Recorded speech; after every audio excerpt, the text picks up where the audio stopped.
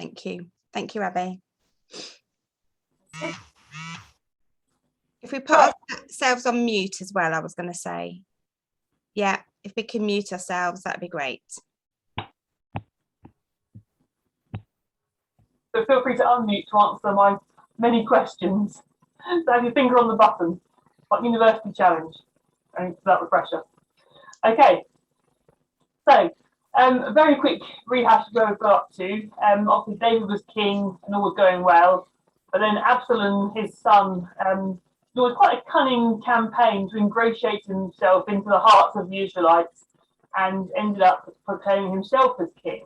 So do you remember David leaving Jerusalem and crossing over the Jordan while Absalom set himself up as king? And then there was some fighting last week, and Absalom ended up being killed, and also David was very upset. But it did mean that the challenge to his kingship was then over, because the Israelites all went back to their own homes after Absalom died. So Absalom, who set himself up as king, has been killed, and the uprising against David has failed. But where is David's? Oh no, hang on, let's read the verse. Oh no, I'm asking you questions, that's giving you clues. That's really cruel, isn't it? Sorry. We'll read the first part of the chapter and then I'll ask questions on it. So Zoe is going to read from chapter 19, verses 9 to the first half of verse 15. And then I'm going to ask you where David is. Throughout the tribes of Israel, all the people were arguing among themselves, saying, "The king delivered us from the hand of our enemies. He is the one who rescued us from the hand of the Philistines. But now he has fled the country to escape from Absalom. And Absalom, whom we anointed to rule over us, has died in battle. So why do you say nothing about bringing the king back?" King David sent this message to Zadok and Abiathar, the priests. "Ask the elders of Judah, why should you be the last to bring the king back to his palace? Since what is being said throughout Israel has reached the king at his quarters. You are my relatives, my own flesh and blood. So why should you be the last to bring back the king? And say to Amasa, are you not my own flesh and blood? May God deal with me, be it ever so severely, if you are not the commander of my army for life in place of Joab." He won over the hearts of the men of Judah, so that they were all of one mind. They sent word to the king, "Return, you and all your men." Then the king returned and went as far as the Jordan. Now, that's it, isn't it? Yeah. Thanks, Zoe. Okay. So, following on from last week, obviously what we read there, David is not yet back in his rightful place in Jerusalem. So where is he? Where did we leave him? Do you remember? Mahanaim. Yes, thank you, Sue. Mahanaim. That one. So he's, even though the uprising is over and David really is the only true person when he came to the throne, he's still sort of out of the country, as it were. But what are the Israelites saying to each other?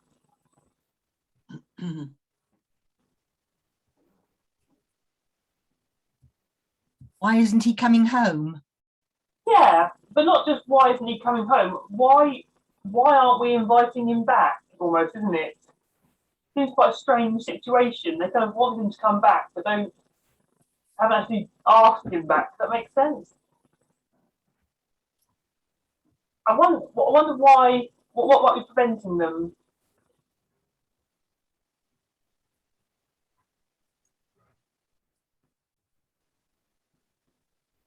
Could they feel a bit nervous about the fact that they have in the past rejected David's, and maybe a bit unsure as to how David might feel about them, perhaps? I don't know.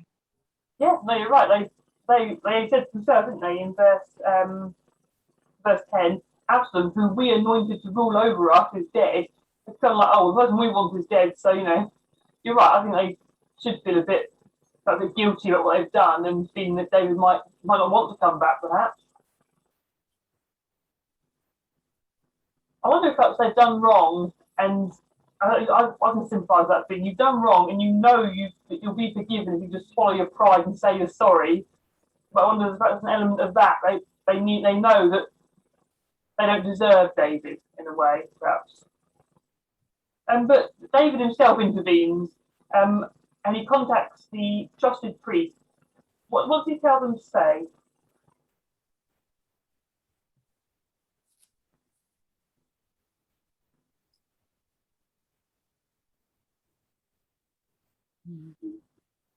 Why should you be the last to bring the king back? Yeah. And even though it's the whole of Israel saying this, which part of Israel does he particularly target? Oh, Judah. Yeah. Why do I think perhaps they might have gone for Judah? Because it turns out later on in the chapter it's all goes a bit wrong, and it does provide turn out to be a bit divisive. So why perhaps did David go for Judah? Was that a political mistake, do you think? Is that his tribe? David? Yeah. Yeah, he's from the tribe of Judah, so he's got the relational aspect.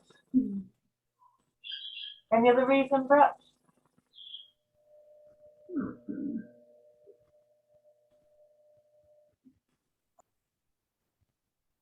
Where did Absalom set himself up as king originally? In Judah. Yeah, Hebron in Judah. So in a way, the uprising started there. From David's point of view, he's really sort of going back to the where it all stemmed from in the first place. And he puts them on the spot and he's sort of forcing them into action. So they know what they need to do, but they're kind of procrastinating, really, aren't they? Now, I'll warn you now, it is going to be a who's who for the rest of this chapter of all the people you've encountered in the last few weeks. So get those memories rolling. And we'll start with Amasa. Who can remember who Amasa is?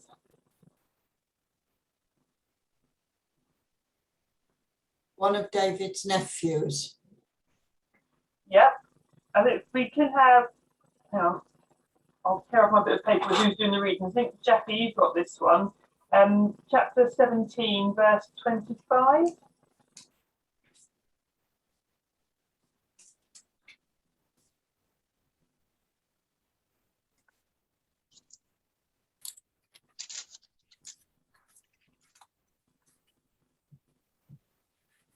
You're on mute if you want to unmute yourself before you start the reading. Sorry. Okay.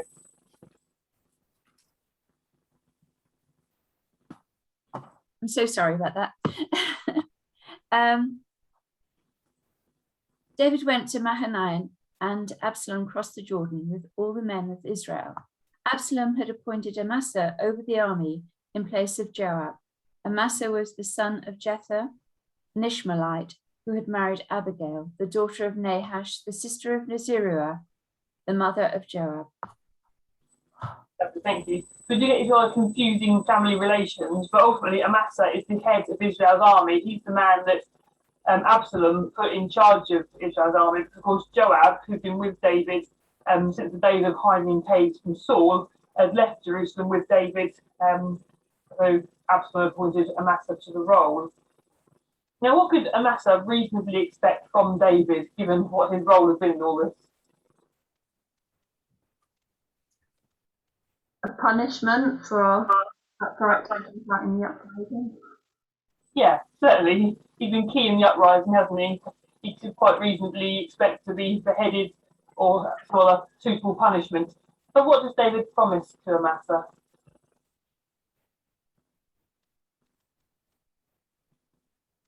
It promotes him. Yeah, not only is he going to keep his life, he's going to keep his job in place at Joab, which is quite remarkable, really. So, can you remember somebody else who was the head of an opposing army who was spared his life? Abner.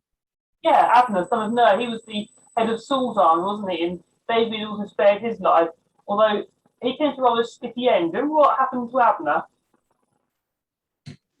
Joab killed him, didn't he? Joab did kill him, yeah. This is a real rotten spoiler for the person doing next week, but I'm afraid Amasa's fate is fairly similar. But David spared his life, so David's always a good guy. In verse 14 and 15 then, what is the result of David's message to Judah and to Amasa? Isn't it forgiveness, almost, really? Yeah, yeah, that his message is one of forgiveness, and I think you're right. By forgiving Amasa, who was almost not a ringleader because he was appointed by Absalom, but by forgiving Amasa, that kind of extends the forgiveness to all of Judah, and they welcome him back, don't they, with open arms, and they go and meet him at the Jordan. Okay, so we will move on to the second part, and you've got 2 Samuel 19, 15b to 23. Right, okay. Then the king returned and went as far as the Jordan. Now the men of Judah had come to Gilgal to go out and meet the king and bring him across the Jordan. Shimei, son of Ger- sorry, did someone say something? Okay, sorry. Where was I?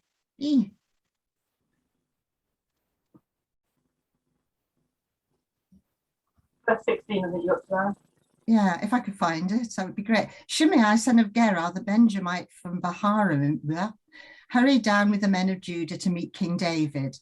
With him were 1,000 Benjamites, along with Ziba, the steward of Saul's household, and his 15 sons and 20 servants. They rushed to the Jordan where the king was. They crossed at the ford to take the king's household over and to do whatever he wished. When Shimei, son of Gera, crossed the Jordan, he fell prostrate before the king, and he said to him, "May my lord not hold me guilty. Do you not remember how your servant did wrong on the day my lord the king left Jerusalem? May the king put it out of his mind, for I, your servant, know that I've sinned. But today I've come here as the first of the whole house of Joseph to come down and meet my lord the king." Then Abishai, son of Zeruiah, said, "Shouldn't Shimei be put to death for this? He cursed the Lord's anointed." David replied, "What do you and I have in common, you sons of Zeruiah? This day you have become my adversaries. Should anyone be put to death in Israel today? Do I not know that today I am king over Israel?" So the king said to Shimei, "You shall not die." And the king promised him on oath. Okay, so the questions we've got, some of all questions we'll ask you, which is, who was Shimei? He was the man that pelted David and his army and household with stones. Yes, absolutely. And So cursed him. I think, Joy, you've got 2 Samuel 16, 5 to 9. Do you mind just reading that for us? Remind us of Shimei's last appearance in our Bible study. As King David approached Bahurim, a man from the same clan as Saul's family came out from there. His name was Shimei, son of Gera, and he cursed as he came out. He pelted David and all the king's officials with stones, though all the troops and the special guard were on David's right and left. As he cursed, Shimei said, get out, you man of blood, you scoundrel. The Lord has repaid you for all the blood you shed in the household of Saul, in whose place you have reigned. The Lord has handed the kingdom over to your son Absalom. You have come to ruin because you are a man of blood." Okay, thanks very much. Okay, so Shimei has really changed his tune quite considerably since he last encountered David. And what's he doing now? How's he changed?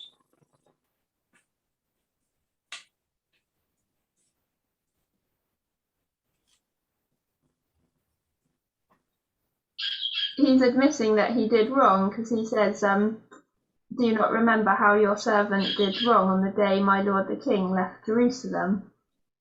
So he's sort of confessing, but not confessing, but admitting that he did the wrong thing. Yeah, absolutely. He says in verse 20, I, your servant, know that I have sinned. He is confessing, and even his he publicly shamed David and cursed him and physically attacked him, but he's now publicly repenting.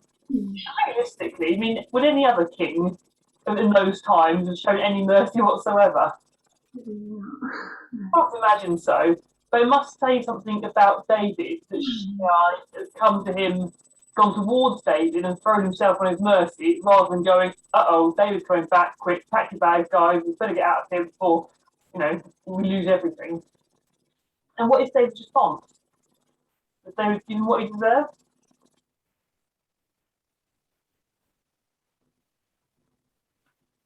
No. In a word, no. Thank you, Anne. Abby, do you think that David has perhaps learnt from when God forgave him, when he had done wrong, and he came before God and was forgiven? Do you think that may be stuck in David's mind? Yeah, I think that's really, really important, actually. Certainly, David has had that experience. He has done wrong, he's been called on it, and he has been forgiven by God. So in that sense, perhaps there is an element of he's been forgiven this great sin. Shimei didn't murder him, did he, as he did with Bathsheba's husband? So perhaps there's an element of, I've sinned worse than this and been forgiven, so why shouldn't Shimei? But also an attitude, I think, towards the end, when he talks to Zeruiah, he says, should anyone be put to death in Israel today? Things are going David's way, and rather than use that to, take it out on other people, he's, I'm now king. I've got no reason to punish these other people, perhaps, as well.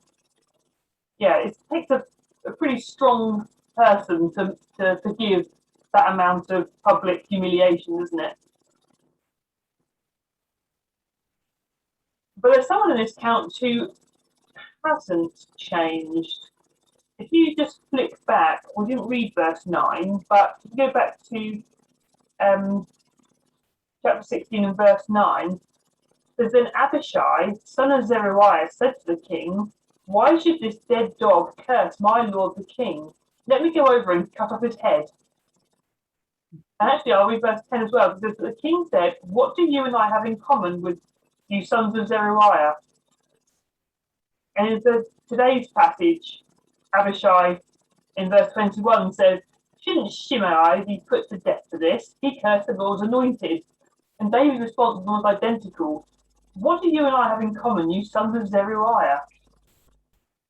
Have we covered who Zeruiah was, by any chance? I don't think so, but I don't know.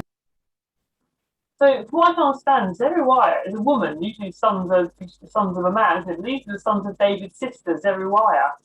So, when he says what we've got in common, it seems to be flesh and blood. They're related. Joab and Abishai and Asahel were her sons, so they're David's nephews. And I do wonder, although they're quite good in terms of strategic battle usefulness, they don't seem to really have the same love that David has and the same heart that David has. And in a way, you feel he's kind of stuck with them because they're family, rather than because they see things the way David does. They very much, the right thing to do here. Well, first of all, Abishai wanted to kill Shimei the first time round, and David said no. And now he wants to kill him when he comes to repentance. And again, David says no. He says, "This day you become my adversaries." Even though they're family from the same tribe, from the same family, from the same, they're all part of God's people. There's very much a disconnect between the sons of Zeruiah and David's heart. Does that make sense? But somebody else went to meet David in the verses that we read. In verse 17, Ziba. And you know what I'm going to ask you? Who was Ziba?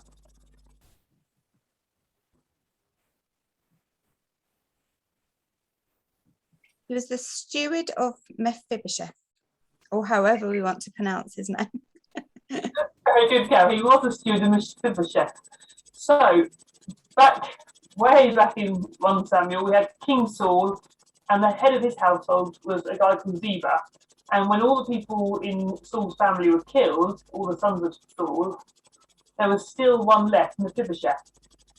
And Mephibosheth had this servant, Ziba, who he'd inherited from his father, and he was the steward of everything. And I think when David gave Mephibosheth back all of Saul's land, Ziba and his sons and his servants were tasked with farming the land and looking after it.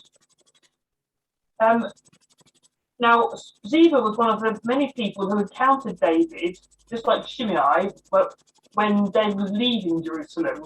But whereas Shimei threw stones and curses, Ziba gave gifts. Someone's got 2 Samuel 16 verses 3 to 4. Margaret, I think that's you, if you can unmute yourself. Sorry, Margaret, can you unmute yourself? We can't hear you. Is that right? Yes, we've got you, thank you. Thank you. Sorry. The king then asked, "Where is your master's grandson?" Ziba said to him, "He is staying in Jerusalem because he thinks today the Israelites will restore to me my grandfather's kingdom." Then the king said to Ziba, "All that belonged to Mephibosheth is now yours." "I humbly bow," Ziba said. "May I find favor in your eyes, my lord the king." Thank you very much, Margaret. So, I don't know about you, but I always had a soft spot for Mephibosheth. So it's a bit of a kick in the teeth when Ziba comes along, gives all these gifts to David, these fleas and wine and fruit and bread.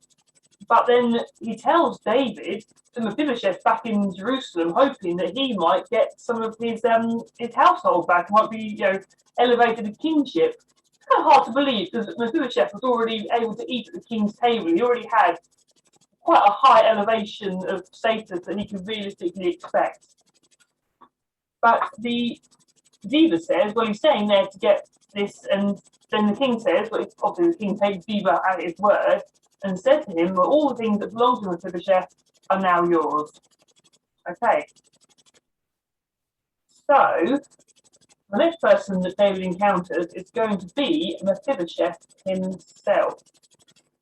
I think, Julie, you've got verses 24 to 30.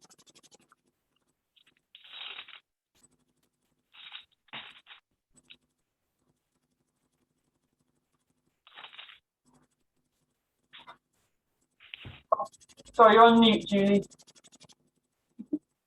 We're out of practice with Zoom, aren't we? Okay, try again. From verse 24, Mephibosheth, Saul's grandson, who also went down to meet the king.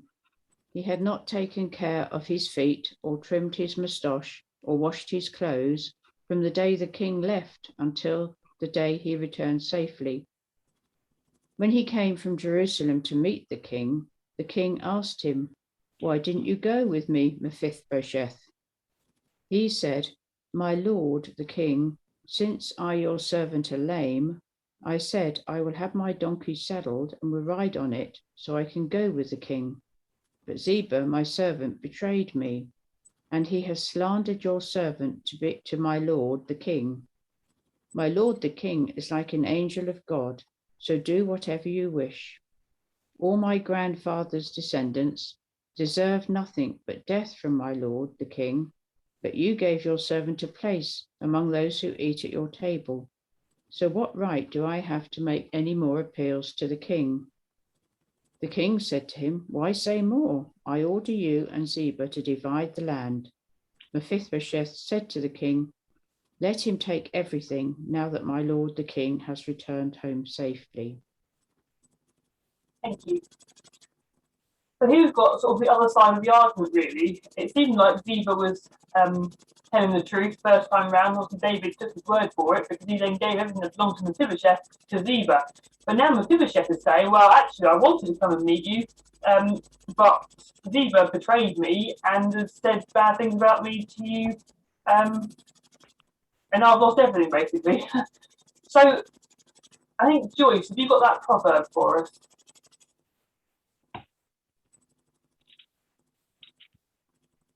You can unmute yourself before you start reading it. Sorry, Abby, I didn't know I was reading proverb which. Not Joy, Joyce. Oh, thank you. But you need to be unmuted, Joyce.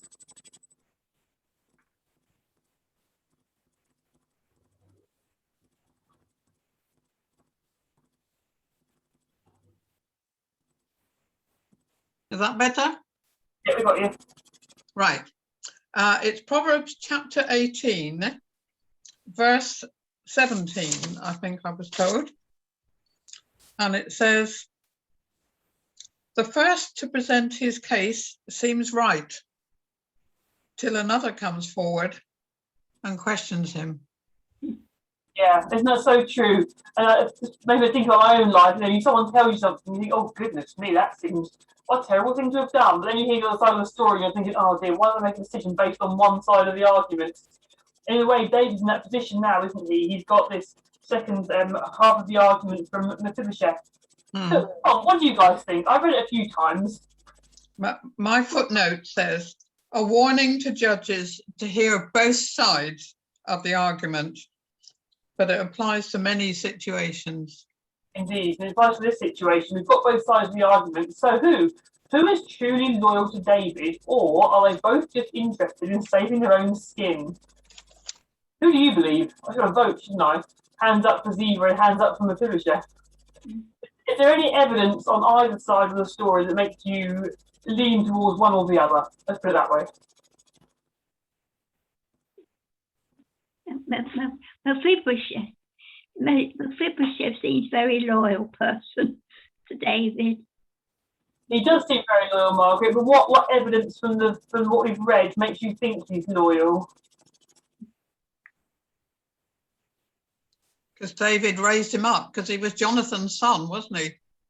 Yeah, but David's done lots of good stuff for lots of people. They've all stabbed him in the back. But I'm with Margaret. I quite like Mephibosheth, but I wonder, because he wasn't looking after himself. It was like he was grieving almost the fact that that David, was now wandering, and and also the fact at the end where we read that he said, no, Ziba can have everything, like he wasn't out for his own self or whatever, maybe.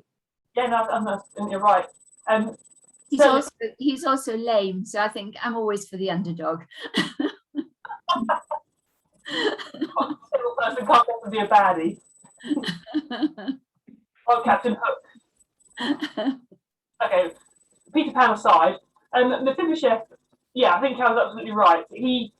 Although he couldn't physically go into exile with David, because it would seem that he asked for a donkey to be saddled so he could go with David, but Ziba didn't saddle the donkey. I mean, with being lame, he couldn't saddle it himself. It seems that he wasn't able to physically go into exile with David. But in a way, he's sort of had his own exile with letting himself go, not caring for himself, not washing his clothes. So his unkempt appearance and smell presumably gives evidence that he would have wanted to be with David.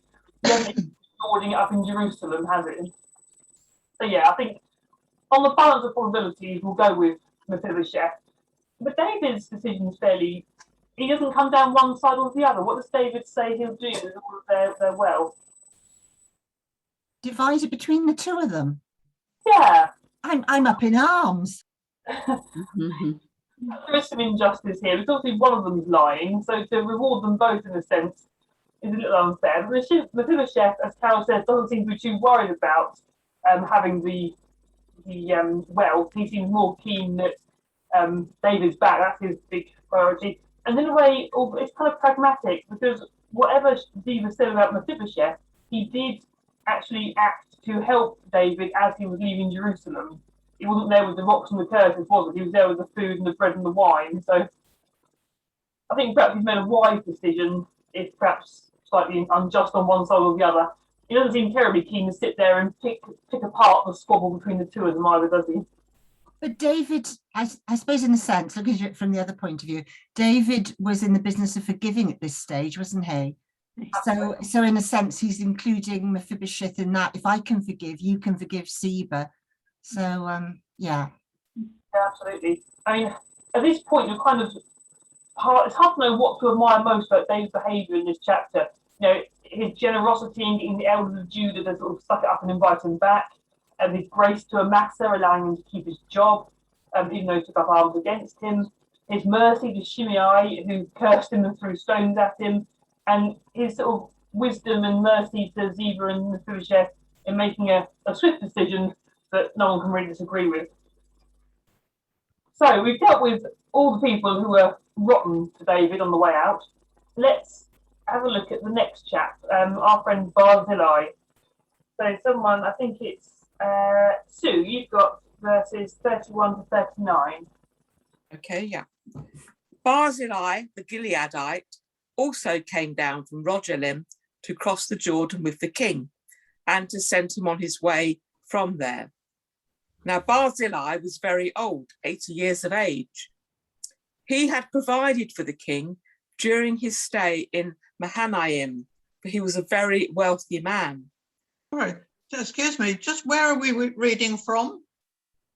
2 Samuel 19, and I'm up to verse 33. Okay. The king said to Barzillai, "Cross over with me and stay with me in Jerusalem, and I will provide for you." But Barzillai answered the king, "How many more years shall I live that I should go up to Jerusalem with the king? I am now 80 years old. Can I tell the difference between what is enjoyable and what is not? Can your servant taste what he eats and drinks? Can I still hear the voices of male and female singers? Why should your servant be an added burden to my lord the king? Your servant will cross over the Jordan with the king for a short distance. But why should the king reward me in this way? Let your servant return, that I may die in my own town, near the tomb of my father and mother. But here is your servant Kimham. Let him cross over with my lord the king. Do for him whatever you wish." The king said, "Kimham shall cross over with me, and I will do for him whatever you wish. And anything you desire for me, I will do for you." So all the people crossed the Jordan, and then the king crossed over. The king kissed Barzillai and bade farewell, and Barzillai returned to his home. Lovely, thank you so much, Sue. So I'm obviously going to ask you who Barzillai was, but the good news is the answer's in verse 32, so you haven't got to remember this one. So who was Barzillai?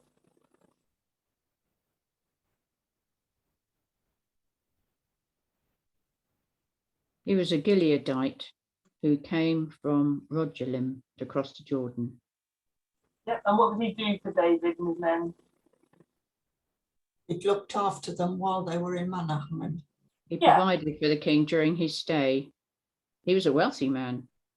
He was very wealthy. I think last week, or a couple of weeks ago, when David left Jerusalem, a list of all the things that was not just food, there was bedding and crockery, and also everything you need to be looked after. He was very generous. I think as Christians, we can sometimes be a bit suspicious of people, wealthy Christians. And I know the Bible tells us the love of money can be a very dangerous thing. But here's got an example of a wealthy man using his riches rightly. He's feeding and providing for David's army. And it brought to mind another group of people who were very wealthy, who used their riches wisely. I don't know if perhaps you can guess who I'm thinking of, or just somebody else you can think of in the Bible who was very rich and used their money for good. There were some women, weren't there, in the New Testament who looked after Jesus out of their own resources? Yes, absolutely. Joanna and others. I remember Joanna, I named my daughter after her, but there were several others, yes, who had money and they used their money to support Jesus in his ministry. And it got me to thinking about us and how we can use the things God has given us to bless others. And I haven't got a list of all your bank statements, we're glad to know, but some of us might be able to use money for good purposes. But other things as well are our homes, perhaps for hospitality, sharing our family with those who haven't got families of their own. And even if we haven't got perhaps physical things to give to people, we might have time that we can give to people to help them. So a challenge there of how we can use things that God's blessed us with, like Barzillai did for David. So I'm rushing a bit because I know we're getting towards the end. Can someone read for us? I think, Jackie, you've got the last 4 verses 40 to 43, which kind of brings us back round full circle to the problem we encountered right at the beginning.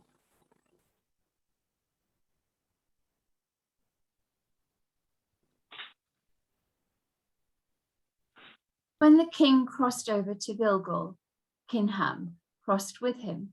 All the troops of Judah and half the troops of Israel had taken the king over. Soon all the men of Israel were coming to the king and saying to him, "Why did our brothers, the men of Judah, steal the king away and bring him to his household across the Jordan, together with all his men?"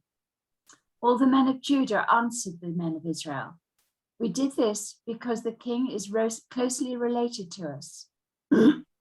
Why are you angry about it? Have we eaten any of the king's provisions? Have we taken anything for ourselves?" Then the men of Israel answered the men of Judah, "We have 10 shares in the king, so we have greater claim on David than you have. Why then do you treat us with contempt? Weren't we the first to speak of bringing back our king?" But the men of Judah pressed their claims even more forcefully than the men of Israel. Thanks, Jackie. I think I always thought that the problems between Judah and Israel only started after Solomon died. But actually, you can see that even back in David's lifetime, there was already a division beginning in Israel with the 2 clans of Judah separating from the 10 tribes of Israel. And it's sad, really, that this group that all ultimately descended from Abraham, Isaac, and Jacob are already sort of dividing amongst themselves. We discussed at the beginning that there was a reason for David approaching Judah, and that they were the ones who had perhaps transgressed most heavily against him, and also there was a familial, they were related, weren't they? But obviously the Israelites don't see it this way. But I think there was opportunity. It wasn't like David straight away went in and said to the guys in Judah, time to invite me back, chaps. The Israelites already knew what they should have done, and there was opportunity for them to invite them back, and they didn't. We've got this real nasty sort of backbiting and division between the Israelites and the men of Judah. And I made me think, we often see David, don't we, as the sort of forerunner or shadow of Jesus Christ. If that's the case, then surely Israel is the church, isn't it? It's God's chosen and much loved people, but as sinners prone to pride, to hurt feelings, more inclined to complain than to clemency, putting off what needs to be done and to divide rather than to unite.